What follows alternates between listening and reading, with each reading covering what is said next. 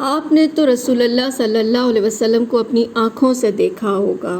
یہ 3 تابعی تھے۔ تابعی یعنی کہ جنہوں نے صحابہ سے ملاقات کی ہوتی ہے انہیں ہم تابعی کہتے ہیں۔ تو 3 تابعی حضرت زید بن ارقم رضی اللہ عنہ کے پاس پہنچے اور ان کو سلام کیا، ان کے پاس بیٹھ گئے اور ان سے کہا کہ آپ نے تو نبی صلی اللہ علیہ وسلم کو دیکھا ہے، آپ کی زبان مبارک سے باتیں بھی سنی ہوں گی، جہاد بھی کیا ہوگا، پیچھے نماز بھی پڑھی ہوگی اور بہت بھلائی پائی ہے۔ تو اے زید، ہمیں بھی رسول اللہ صلی اللہ علیہ وسلم کی کوئی بات سنائیں جو آپ نے خود رسول اللہ سے سنی ہے۔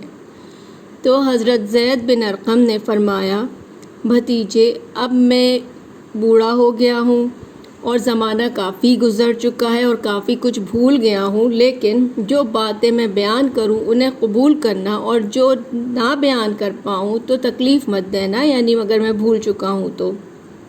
پھر صحابی نے فرمایا، ایک دن رسول اللہ صلی اللہ علیہ وسلم نے ہمیں مکہ اور مدینے کے درمیان پانی کے ایک چشمے پر خطبہ دیا جسے خم کہا جاتا تھا۔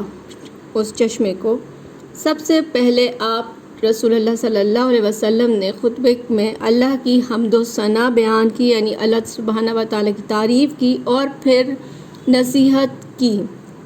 پھر فرمایا، سنو اے لوگوں، میں بھی ایک انسان ہوں، قریب ہے کہ میرا رب کا قاصد میرے پاس آئے اور میں اس کی دعوت قبول کر لوں، یعنی کہ مجھے اب دنیا سے جانے کے لیے میں قبول کر لوں، یعنی اللہ کے پاس جانے کی بات کی۔ اور آگے نبی پاک صلی اللہ علیہ وسلم نے فرمایا، میں 2 بھاری چیزیں نہایت عظیم الشان چھوڑ کر جا رہا ہوں۔ کیا ہے وہ؟ دیکھو، میں نے ان میں سے پہلی اللہ کی کتاب ہے جس میں ہدایت اور روشنی ہے، یعنی قرآن کریم تمہارے لیے چھوڑ کر جا رہا ہوں، بس تم اللہ کی کتاب کو اختیار کرو اور اسے مضبوطی سے پکڑو۔ بس آپ صلی اللہ علیہ وسلم نے اللہ کی کتاب پر عمل کرنے پر ابھارا اور اس کی ترغیب دی۔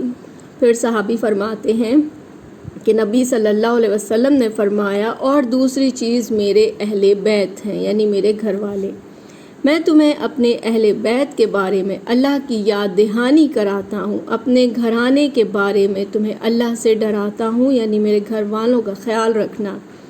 حسین نے ان سے کہا جو تابعی تھے، اے زید، آپ کے اہل بیت کون ہیں؟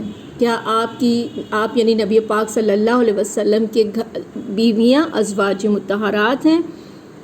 آپ کے اہل بیت میں سے کون نہیں ہے اور کون ہے؟ تو صحابی نے فرمایا، یقیناً آپ کی بیویاں آپ کے اہل بیت میں سے ہیں، لیکن یہاں اس سے مطلب آپ کے وہ اہل بیت ہیں جن پر آپ صلی اللہ علیہ وسلم کے بعد صدقہ حرام ہے۔ حسین نے پوچھا، وہ کون ہیں؟